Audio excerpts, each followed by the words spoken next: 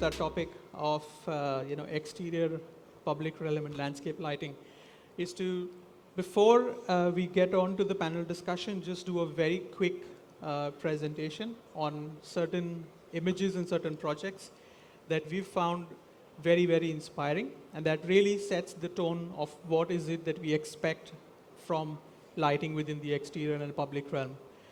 Just a small disclaimer, all the images that I'm going to show you today are not projects that I've designed or my firm has been involved with. We've credited each and every lighting designer. This is more to see what really inspired us and establish certain basic principles, and those are the principles that we will then get into further discussions with each of the panels. Can I go to the next slide, please? Can someone help me with the slide? You can keep changing them if you want.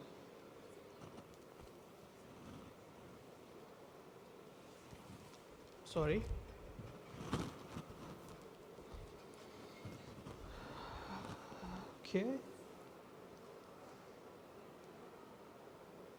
Okay, we've done that. So what is light in the exterior environment? I mean, it has always been extremely central to architecture and to public realm. And for us to be able to, enjoy these spaces, light has been a very, very fundamental requirement. It is something that engages. It's something that brings in a level of activity within the exterior environment. As lighting designers, we always like to treat light in a different light, really. So to try and explore opportunities is to bring in, the quality of space, enhance it, and so on. And light to enlighten. We really want people to have a very, very seamless experience when they are within these exterior spaces, and to bring in that level of comfort, to bring in a sense of placemaking to these as well. And light really is the unseen guide. When you are outside and it's dark, you don't see light as such, but you see all of the surfaces and all of the material palette that light enhances. So it really is the unseen guide. That's what we like to believe. And some of our inspirations, some of the projects, I mean, like this particular project by Dean Skira in Croatia was just an exceptional intervention that really added value to that roundabout, and was something that was very simple, very utilitarian project got completely transformed by this intervention of light.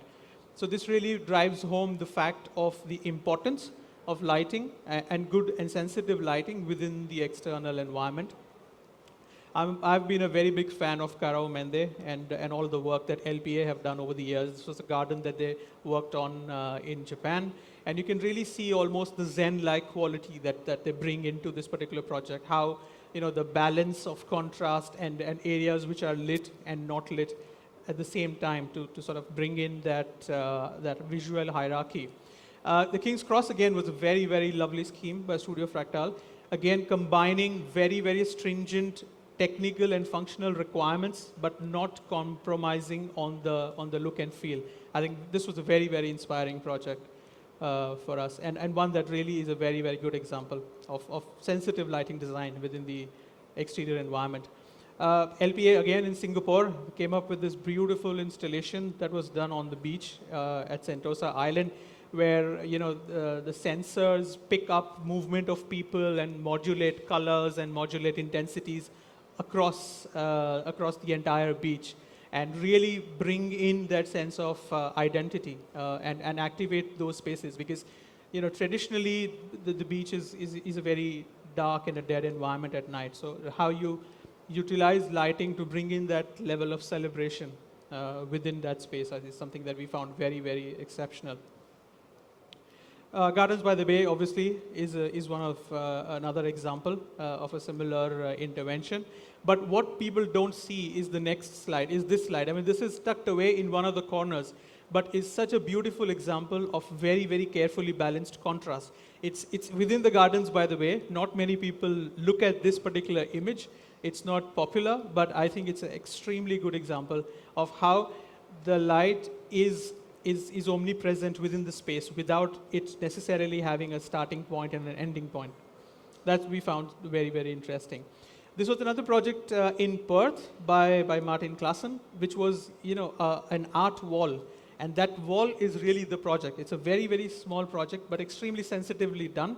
Again, it's abutting a very, very busy highway, and for it to be visually eye-catching, there is a sense of color, there is a sense of accentuation that has been brought into it, and that completely transforms that artwork. And as it rolls out during the course of the evening, the changing colors really bring out the accent. This was a very simple bike track, but again, with sensitive lighting, it has completely activated the whole space. So as you cycle or skate along it, sensors pick up movement and change color between, cool white, warm white. Again, this was done by AF Lighting in Denmark, and is a very, very interesting example of how, sensitive design can enhance. Another project by LPA in Japan, which we think is a very good example. Very, very carefully balanced contrast, really good accentuation on surfaces and finishes in the exterior environment. And closer to home, I mean, Blue Waters, it's a project by Alan Mitchell, who's here with us within the room. And this, I think, in the local context, is one of those, eureka moments of the projects which really changed public realm lighting in the Middle East, I think. And again, it is a very, very carefully controlled scheme. Control of contrast, subtle hints of color that are being brought on, and these are just exceptional within the whole thing. So the whole idea of these images was just to drive home certain key facts. Now, what are those? Now, why do we light externally? It's to shape a better world. I mean, we want to activate spaces. We want people to be able to go out and use these spaces at night. What we also want is we want to create a nocturnal context. When I talk about nocturnal context, it's a principle that there is a sense of identity with exterior environments. What you want to do is you really want to make the city come alive. And that's exactly what we've seen in all of these examples.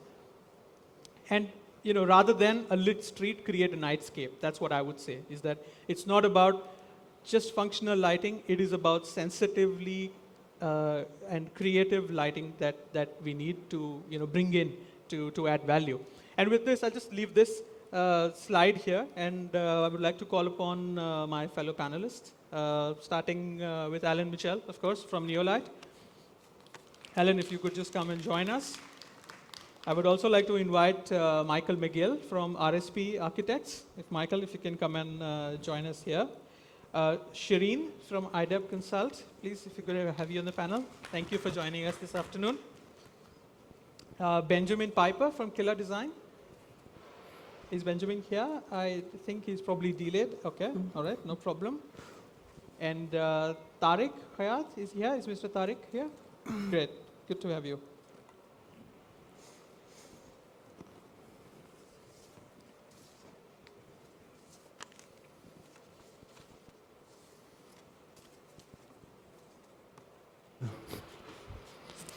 Good afternoon, Tariq. So guys, thank you very much for being here. I think we're all looking forward to a very interesting conversation. Following on from the principles that we just saw, I mean, I sort of wanted to touch upon, the whole concept of placemaking, using lighting design and using, I mean, we are talking lighting in specific right now, but it's design in general. And I just wanted to start with Michael. What are your thoughts on this whole concept of placemaking? Yeah, obviously I'm not a lighting designer, so I'm an architect, and for me, placemaking is about creating identity. It's about creating spaces for people to come together a lot of the time. And as you know, as a designer, we design the space for the whole day, the night, and depending on the use, we will then reflect that in our design, and the lighting becomes such a strong component of that. Whether we're trying to create a Zen use for maybe a hospitality project, and we're trying to reduce the intensity of the space, and we're trying to highlight certain special curated moments in the landscape, or if we're creating an entertainment district where it's about, dazzling the eyes, it's about creating activity, it's about creating movement, and it's about bringing people together and having that activity. In both cases, the lighting component actually becomes a star, and our per buildings is just a backdrop. So it is very, very important, and we look at every project, and we talk to our lighting designers, and we express our feelings and our emotions about what we're trying to create in the space and how we're trying to create this environment. And then, with a good lighting designer, then can come in, take that on as an idea, and enhance the space making and the place making that we're trying to create. So, with those two disciplines working together, then you really can create place making and unique spaces. Absolutely great. Would you like to talk us in a little more detail about a project in specific? I mean, I could give you a clue. I mean, your Zayed University project in Abu Dhabi was just absolutely Sorry? very interesting. Would you like to speak about a specific project, about the university project in Abu Dhabi, where there was a huge exterior lighting component to it? Yeah, well, I was thinking, maybe I talk about Mandir, is that allowed? Oh yeah, sure. You can speak about that as well. Yeah, okay. I was trying to stay away talking about my projects, but right. if you want to, so be it. Okay. No, this is a very exciting project. It's a project, actually, we're designing a Hindu cultural complex, and it was an It's international... actually nominated for one of the awards tomorrow night as well. Oh, is it? Okay, fantastic. So it was a very special project because it was a competition, and we won the competition, and I spent with my colleagues a week in a monastery in India, basically absorbing the Hindu culture, spending the time with the sadhus. And actually, it was up in the mountains in India, and it was a very religious and spiritual experience. And then, so we had to take all that energy and all that intensity in the design, and then we come back and we created this. It's very monolithic, minimalist design, because the center of the whole complex is a temple. It's been carved by 5,000 sculptors in India now, and it's all going to be shipped over and brought. And we had to create this really beautiful space around it. Now, the thing is, it was a very strange beef, because this space is so spiritual, and it's so, there's moments in this space where you're actually Zen-like and you're meditative. But then they said, also, we want to create an amphitheater for 1,000 people, because we want to create a show where we can actually tell people about our religion and how our spirituality can transcend in someone's life. And now you're like, wow, how can you get two things working together so seamlessly? So and obviously this show would happen at night. So what we had to do was we had to look at, and the temple then became like the backdrop to a stage. So the temple was a stage, and we're looking at some projection mapping on the temple. So we have different types of the show will light up, and it will tell the story of the first sadhus who actually formed this religion.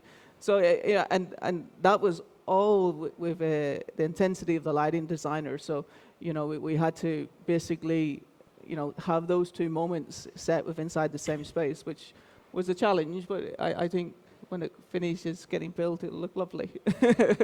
So that one is about placemaking, and then obviously, the architecture actually is like a backdrop or a canvas to the light. The light is the main show, the star in that one, actually, because it's what we created. Yeah. Alan, how do you respond to, let's say, design brief? Use your lighting, Mr. Lighting Designer, create a destination. I mean, we've obviously seen how you've done it previously, but sort of what is the approach? What is the thought process behind that, behind creating a story? Yeah, it is creating a story. That's really the start point. And I think it's easy to sort of point a light at a building and go, that looks nice, but we like to tell stories, and that's what we're in the business of doing. And I think whatever project we're working on, we like to actually get as much information as we can from everybody involved, and then interpret it. We tend at the moment to be doing a lot of pre-concepts to sort of sell that story, and it becomes much more about the narrative on any of the projects that we're working on. And finding a story that's got a beginning, a middle, and an end is kind of critical to what we do. And I think there's nothing worse than getting to the end of a book and going, really? That's the end? Oh my God. And it's the same with lighting. It can be so good, and then there's something missing, and it's not quite finished off, or it's installed badly. So we're interested in that whole story, and that drives every part of our concept through to the end of the execution as well. Great. So when we talk about destination, the whole discussion around social media can't be left behind. Every one of us is sort of bitten by the bug everybody wants to photograph the places that they go to and they see. And I would really like to get, Tariq's thought on it. I mean, you've been involved with some very, very interesting projects.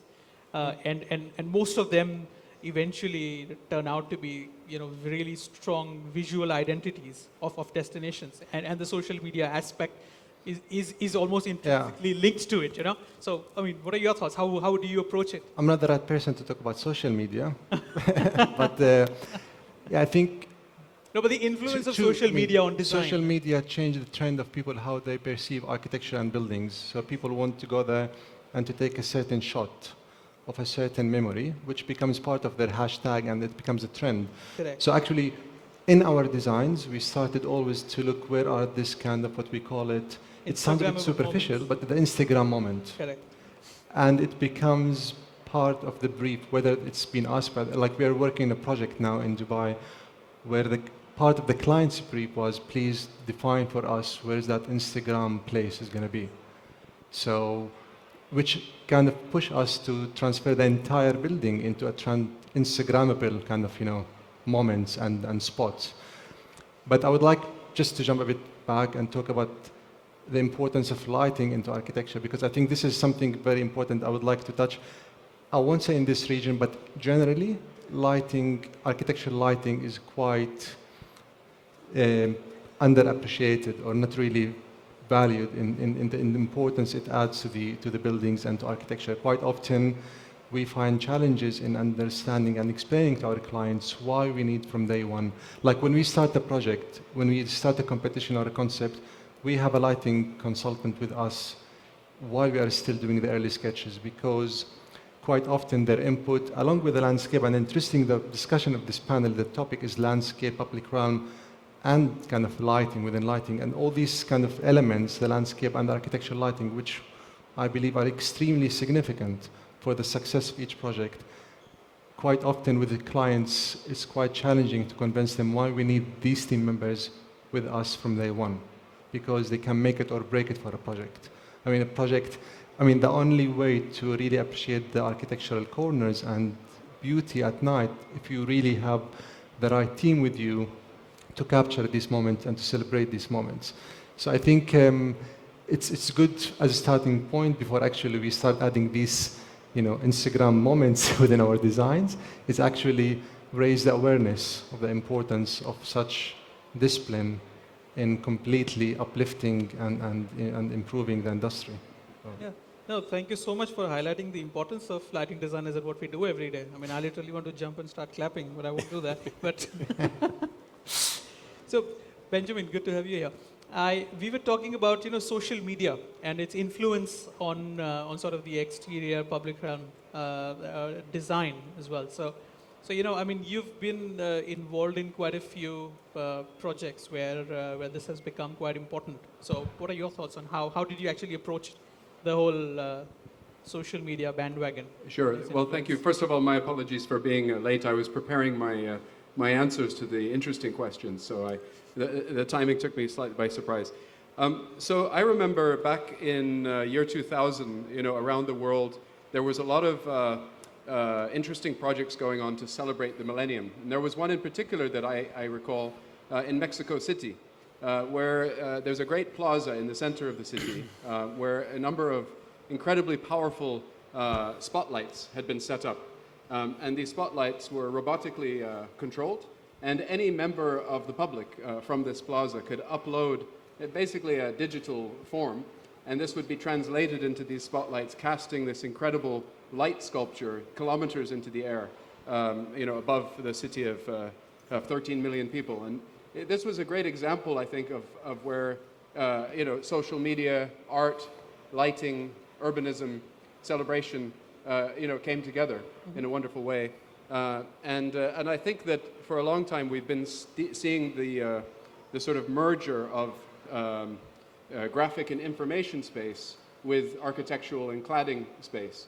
And as you see, the cost of dynamic displays are being reduced. I mean, look at here, we've got this architectural screen here that is also an information display. And I think we're pretty close to seeing buildings that are both architecture and graphics at the same time. And I think that's a really exciting opportunity. We're seeing it, I suppose, at the moment with very low resolution, with the ability to control individual architectural lighting fixtures, but I imagine it's not too long until it becomes commonplace to essentially see facades that are both media and architecture.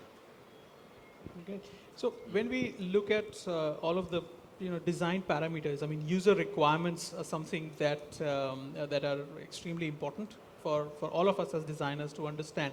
But there is another parallel context, which is the user's aspirations on what is it that they really want to derive from a particular project. And I would like to get Shireen's thoughts on it, especially given her experience in the education sector as well, because there's always this tussle between requirements and aspirations, right? So how do you sort of balance the two together, and how do you bring out the best?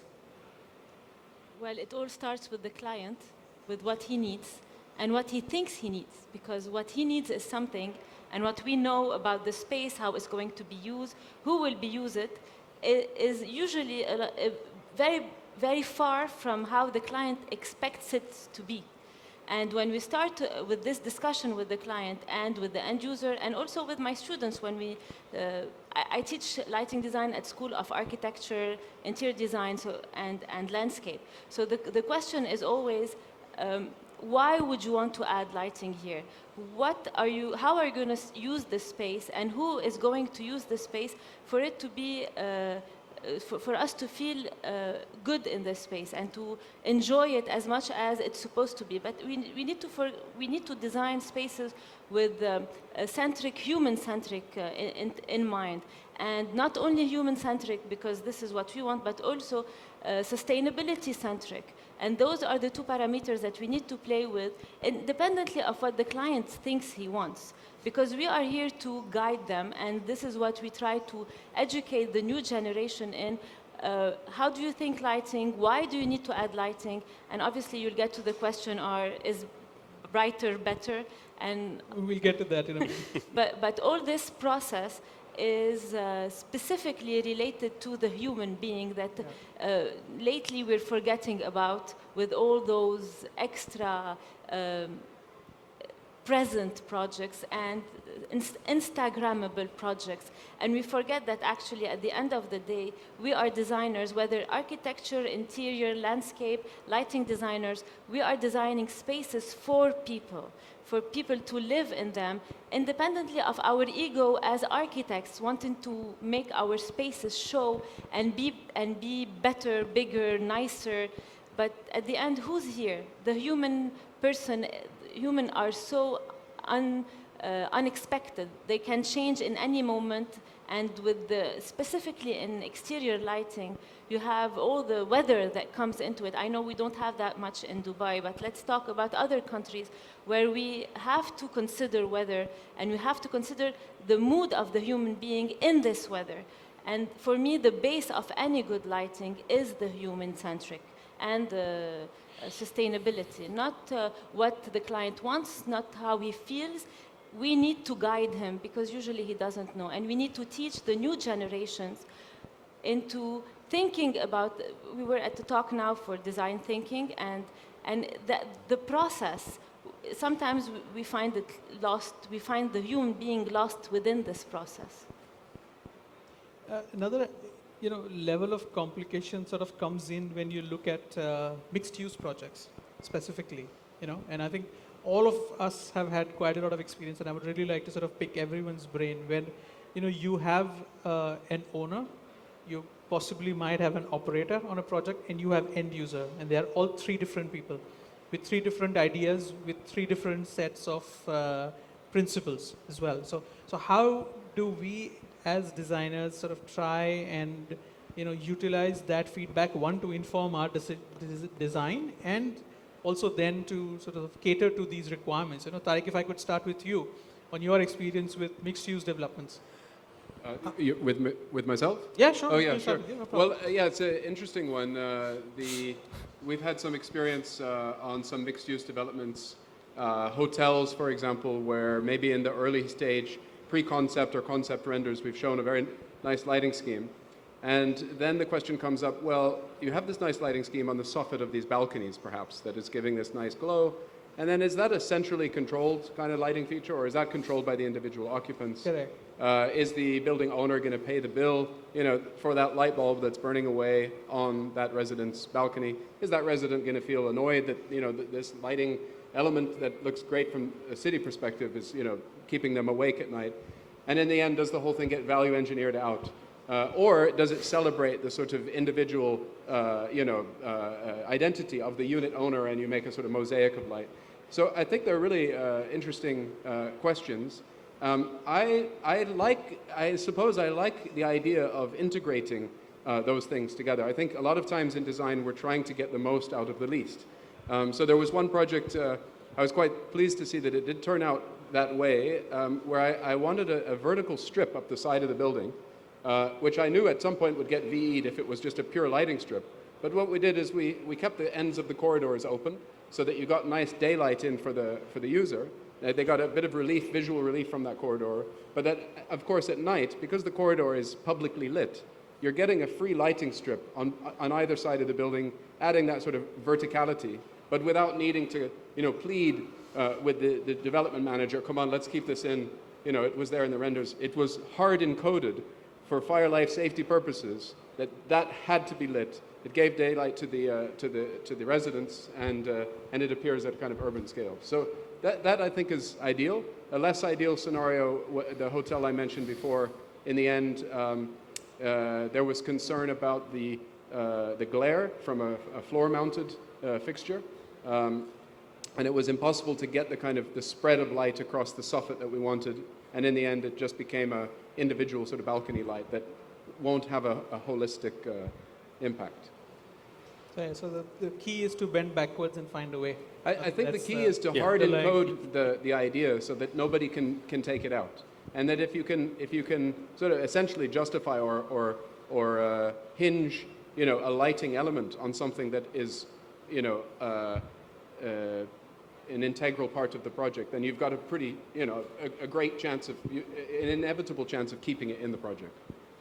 Sure. Tariq, would you like to add at this point? At the end of the day, we design for three kind of categories. You have the person who's paying the bill. Yeah, very important. You have the end users, if you talk about mixed use, where you have tenants or whoever. And then you have the community and the people living around it, around that building, the city.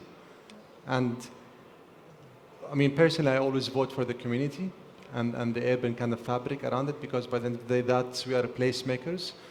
So the design we are going to be planting in that place is going to have a huge impact on the community around us. By the end of the day, there are certain issues about the tenants we can control, but the look and feel of the building, this is something we are sharing with the surroundings and with the community, not necessarily with the person living inside the apartment or the townhouse or the owner himself.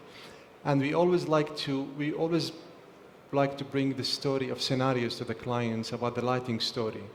So at the early stages, when we do a concept stage, just early renders, and even if you're doing 2, 3, 4 options to the client, completely different schemes, but we try to maintain the same kind of system and logic and story behind the lighting design. So we always come up with the scenario of, this is 6 p.m. lighting, when all the F&B and retail is active. This is the 10 p.m. scenario. This is the 12 midnight scenario when everything's quiet and the city is sleeping. And so they understand, what's the money value of all these scenarios, how it's translated, how much tenants have control in these scenarios, and how much the overlook of the building when everything is turned off. And this lighting is basically drawing the signature of the building. So we are trying, because in our designs we quite like to trace certain features and elements of the designs, that if you turn off everything and you just highlight this architectural lighting, it brings the value of the building. So I think taking the clients through these scenarios and kind of, options and stories, like telling a story to the client, like it's 11 p.m., everybody's turning off their lights inside apartments, that's what you will see from outside. So it's important to also build these scenarios and stories in the early stage of the design. So one, it doesn't get value engineered out of the blue, because let's face it, the first victims of any VE is landscape and lighting. Clients start cutting things, and then it ends up, especially if your design of the landscape, lighting, and architecture is completely integrated. because once you take one member, one element, that's it. The entire balance is completely Yeah, your experience is not seamless destroyed, then. yeah. So that's yeah. No, that's a very interesting point. In fact, it was a question to come up in the later part, and I think we can talk about it now. Is the whole aspect of the commercial profitability of a particular space. I mean, does nighttime lighting activate spaces and really make them more profitable? You know, Alan, what are your views? What do you think? I think some of it's to do with context. So in this part of the world, for sure, because it's such a nighttime environment, that if we don't activate the spaces at nighttime, we're not going to get people to come. It's such a common theme to go out in the evening with your family. It's not like New Zealand, for example. If you try and find a restaurant in New Zealand after 9 o'clock, good luck. It's just a completely different context. So here, and we've driven sort of the nighttime environment for as long as I've worked in lighting, as being sort of something that's really to celebrate. Even in the UK, for example, when I started with Jonathan, it was talked about in Glasgow and some of the city centre schemes we were doing just to regenerate parts of it to get people in, and it was very successful. They semi-pedestrianised the street, which was one thing to get people to actually come out, and then we lit the street in blue, so it completely changed things. It was less energy because the blue receptors in the eye saw more. It was interesting, it was different, and it meant that more people came into the city centre and spent more money. So I think, in my experience, it definitely is beneficial to everybody to activate it, as long as you do it well. There is a business case to Sure. be made there Yeah. as well, so, which is very interesting, because if you are an owner and an end user, you would want to see some return Yeah, on that exactly. initial investment that you make as well. So taking this point forward, I mean, I would like you to just dwell on a few human factors that are again very, very important that should be considered, or some that you believe are not given enough importance when it comes to exterior and landscape lighting. I think going back to what was mentioned earlier on about human-centric, it's exactly that. The whole idea, I mean, there's safety that's got to be taken into consideration for anything that we're doing. But there's the whole idea of why do you want people to be there? And I think some of the points that have been said is, why put a light there if you don't need it? That's, again, we talk about the narrative in our designs. We also talk about, very theatrically, if you've got a black box and you're doing a stage set, what do you put a light there for? And one of my favourites, and I studied theatre design, which is why I'm kind of really interested in it. But when I did one of the plays at the Lyceum, there was one single spot on stage for half the play, and people came in and out of the light. And for the audience, they became connected to it. They were sort of trying to see what was going on. So the human side of it, for whatever we do now, is to try and get them to interact and to be part of the space. And how you do that with lighting, there's many, many different ways. But if you don't connect with people, they're not going to come back, they're not going to spend money, they don't get the revenue, it all falls. So from our point of view, you have to kind of work on your demographics and who the space is for, and does it change throughout the year, does it change throughout the week, etc. And a lot of spaces have got a certain way of being used in the week, particularly in big cities, but at night time they can be transformed and have a different use to them. And then you've got to understand what the people want and what the people are going to use the space for. So it's kind of trying to work out your audience. Shireen, your thoughts on landscape lighting in general, and some of the really key principles that one needs to consider?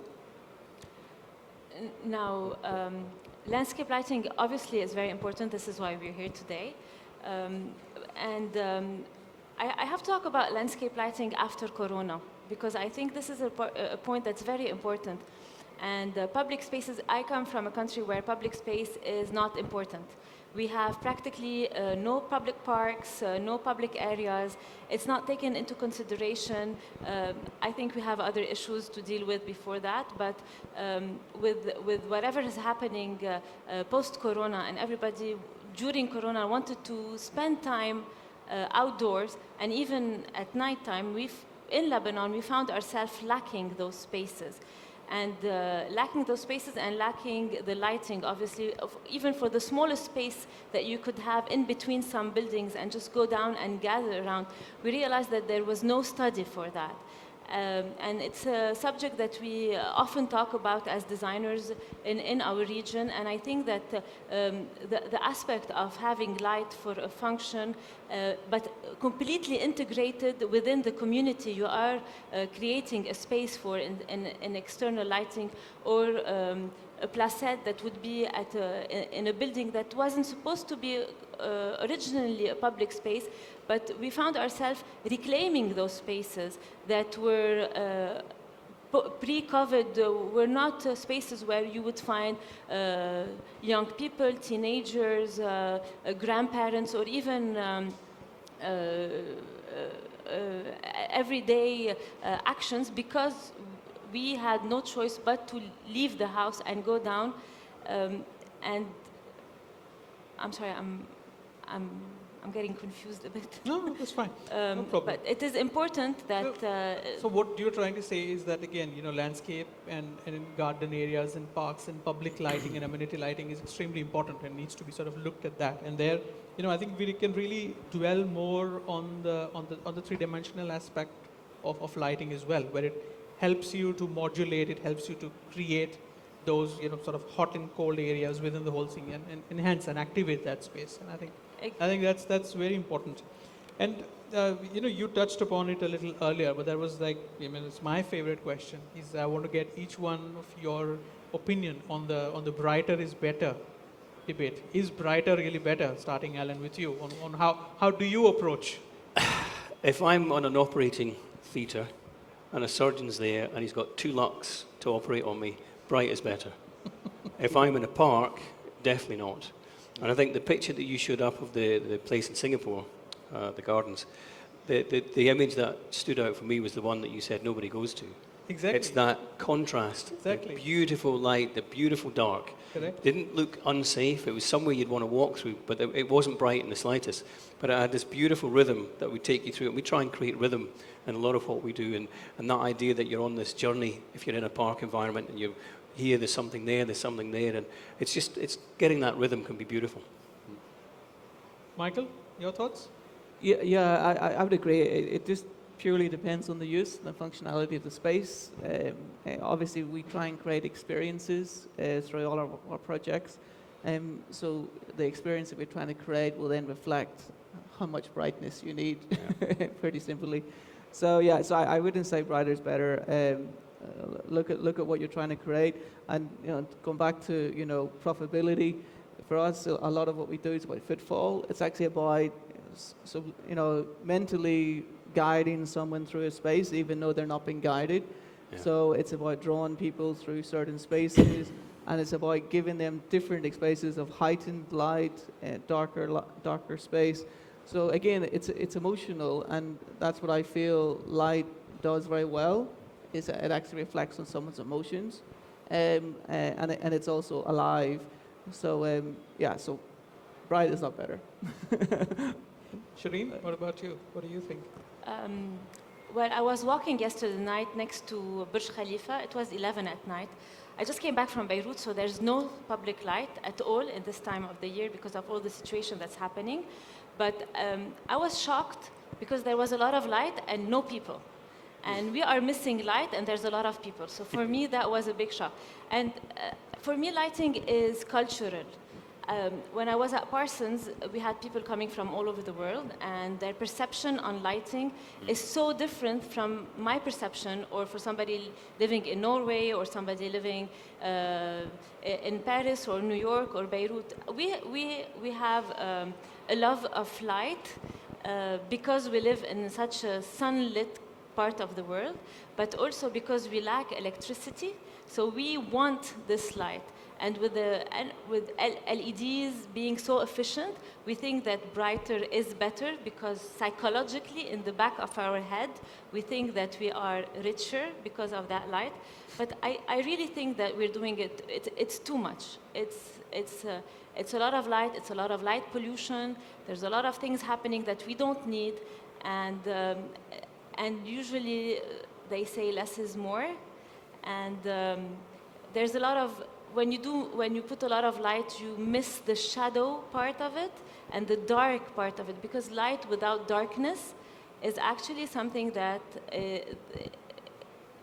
misses the poetry of the spaces and the volumetry, the 3D shape of whatever we're trying to light. No, because you need both in equal measure to create contrast. When I always tell my clients that you can't have dessert for all 3 courses, right? You need one to be able to appreciate the other as well. Tariq?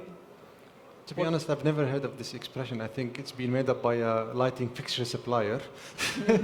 Brighter is better. I mean, I completely agree. Well, I must tell you, they're in the room, so you I know, have I to be know. careful. I mean, it really depends on the project, on the program, on the function, on the activity. The form follows function, exactly. Like Exactly. that. But I mean, personally, just my personal preference, I go for more darker because that's when you really explore certain angles of the space and you appreciate more kind of, there's a bit of mystery in the space and there's a bit of, especially when you cast the light nicely in a small amount in certain surfaces, you start to appreciate the geometry way better. Definitely there are certain programs and functions you have to have it very lit and very bright. So it depends. But I think the less the light used, or the more light wisely and smartly used to in certain areas and pockets, the better it kind of brings the building to. Yeah, no, that's a very important aspect as well, because even when we are looking at projects and looking at design, there is this whole concept and discussion about lux levels and lighting calculations and such, whereas it should really be about contrast ratios. It doesn't matter whether you have 500 lux or 1,000 lux on a surface, but if the surface that's adjacent to it also has 1,000, then you have no contrast. So it doesn't really help the cause. One should really be thinking more about adjacencies and how you're balancing that whole contrast, which is sometimes completely lost. And people also have this misconception that that lighting is less visual a subject than it actually is. Exactly. Whereas it's entirely visual, or lighting design is entirely visual. That's Benjamin, your thoughts? Well, I think you guys have said it all. Okay, I mean, great. but I really liked what Alan said about the sort of the theatrical aspect, and it's the sort of yin and the yang. Without the dark, you don't have the light, and that sort of moment of suspense as the actors coming out of the dark into the spotlight. So it's the same kind of thing going on with buildings. And I also think what Tarek said about the three-dimensional expression of a building, essentially light is another form of communicating the geometry. In fact, from a visual perspective, it's the only way of communicating the geometry of a building. So if you're going to go to such efforts as to make a beautiful geometry, hopefully we do, that it's really the light between light and shadow that gives you that three-dimensional aspect. So I think when we're working with our lighting designers, it's always about sort of accentuating the three-dimensional aspects of the building. So it's integrated. It's not saying, okay, we've got a building, now we're going to have some lighting. It's the lighting and the building are working together. Yeah. And then you take the discussion and the dialogue further is to then try and see how the contrast between creative and technical lighting also then starts to shape up. Because I mean, so many times in the field, I mean, Alan would agree, and we've had this experiences where the expectation is for a very, very technical solution, without any consideration to the creative aspect of lighting as well, right? So how do you deal with it, Alan? I mean, you can see I've pulled out all my hair, but Yeah, exactly. No, it's never easy, but I mean, just leading on from the last question and going into it. So we were doing Canary Wharf some years ago in London. They had they called it Infrastructure North. And I sat down with the guy running the project for Canary Wharf, and he said, okay, I want 15 lux. And I said, do you want where? He said, oh, that's what we like. We like 15 lux for all the plazas. So I went out one evening and I took my light meter. I couldn't find 15 lux anywhere. So I then called them and I said, okay, if you can find 15 lux, I'll give you 15 lux. We walked everywhere. Under the street light was about 9. You walked away. And I said, you've already told me this is your favorite part of the job and you like it. Your average, if you want to be honest, is about 3. So do you still want 15 lux? He said, no. So a lot of what we do is try and educate as well. And I think without that education, we're struggling.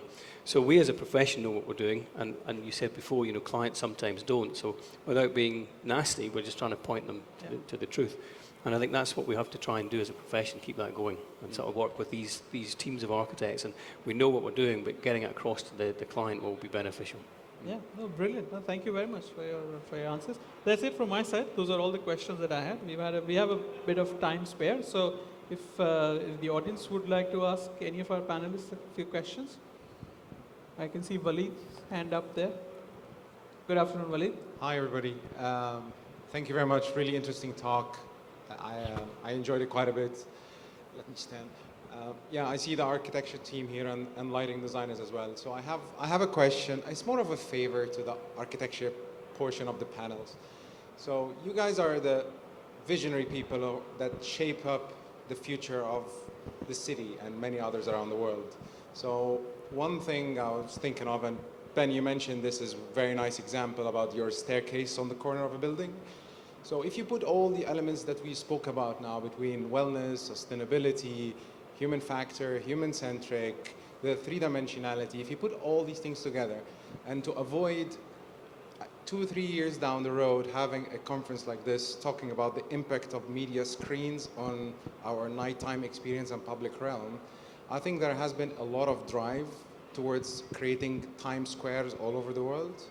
And I think you being the visionary team that kind of create the whole vision for lighting designers to develop the public realm, for landscape consultant to create their environments, for many other disciplines, I think you need to kind of drive away a little bit from the screens everywhere and try to focus on creating a lantern out of your building that can utilize only the interior lighting rather than imposing exteriors, because all these media screens coming up are affecting our sleeping patterns, our nightlife, wild animals, the way we behave, and so many other, and light pollution, and dark sky, and so many other things.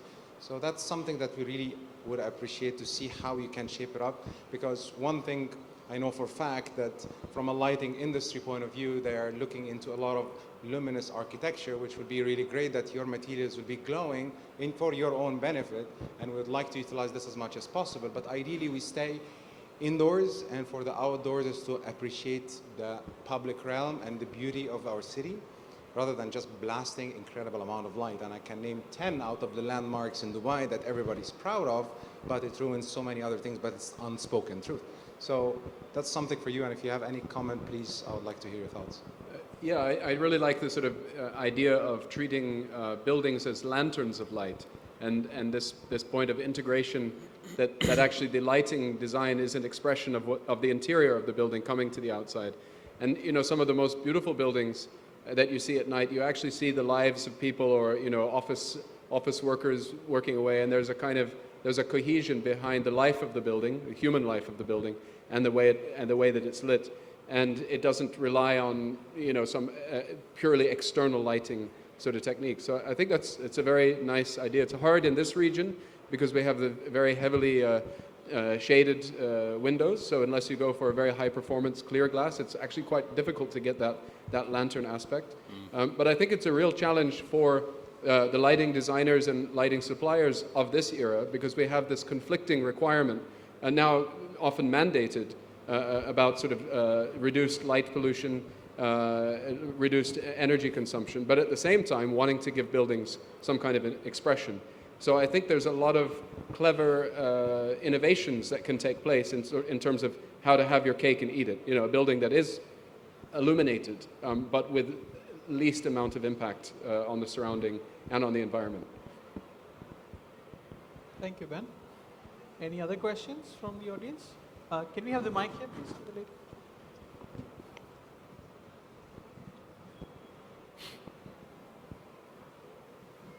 Thank you. Hello. My name is Juliana Vinogradova. I'm lighting designer from St. Petersburg, Russia. And my question is, what is your opinion on democratic lighting? It is when people choose lighting scenarios for public realms via the applications. Thank you. Democratic lighting, you said. Yeah, Where? So democratic so lighting. I think your question is about bringing the control to the user. Yeah. You know, like how you can literally control everything from an app now. So what do you think is the future? Do you think we will get to a point where you walk into a park and all of the fixtures are connected to a mesh that you access from an app on your phone? And if you think it's too dark, you ramp it up. Or if you think it's too bright, you ramp it down. I hope not. I mean, that's the problem, and we touched on this a little bit after my earlier talk, that we're trying to sort of involve people, but we can't please everybody. So you have to get to a certain point of going, this is right and this is wrong, and who judges what's right and what's wrong? But I think all we can do is work as teams that we do to sort of get the best practice. And it's not right that you walk into a park and you can get your iPhone out and you can start changing everything. But there might be a part of it that if you want to be connected to that, then you go to that area and you can do something with it. Then I think that can be interesting. And even years ago, we were doing a job after there was an explosion in Manchester, and we wanted to have, there was a little arcade, and we wanted to bring it back to life. We had these lights, and if you walked across a certain point, the searchlights would follow you, and the kids loved it because they'd run and try and chase away from the light. But it wasn't everywhere. If you didn't want to get involved in that game, you just walked beside it. So it's again context. You can bring it in, and it can be fun if it's the right context. But no, I think to let control go crazy is dangerous for sure. Yeah. So horses for courses. I think that's the underlying principle there. Thank you. But I think, I mean, Shireen made the point earlier that it's remarkable how much light is being wasted on empty streets. I mean, you can drive through the deserts of the UAE for 100 kilometers on a brightly lit road without seeing another car. And I always think to myself, that's absolutely crazy. Like the amount of infrastructure, the amount of cabling, the amount of energy, just for somebody to drive along, they could actually drive along with their headlights. Yeah. So in terms of this democratic idea, I think it would be fantastic if our urban lighting was a bit more responsive to the actual population that needed it. So maybe like you were talking about the streets of Lebanon, you know, when people are out enjoying an evening, you know, the lighting level's coming up and it's responding either to some kind of diurnal cycle, or maybe it's actually sensing the number of people in the space. So in that sense, I think it would be quite a wise thing to have democratic lighting, where lighting is where people need it and not where it's unneeded. Yeah. But if I may say, there's already a city in Norway, they've already gone through that. You actually pay for your electricity. So when you're coming with your car, you have your app, and you just turn on the street lighting, and then they turn off, and they get billed to your phone. So somewhere it's been there. So That's the future. I'm not sure it will work in all the parts of the world, but I'm sure in Norway they know how to. So did you have Make the it option on the perfect. highway to turn the lights on and off? I'm not sure, but I know that they did it in a closed city environment. It wasn't I think for security reasons or for safety reasons. I think on big autostrade it will be difficult, but on a village or in a small city scenario, I think it works very well. Smart lighting. Thank you. Thanks. I think those are all the questions we've had. So thank you very much to everyone. Thank you for your time. Thank and your you. Thank you for having us. Great.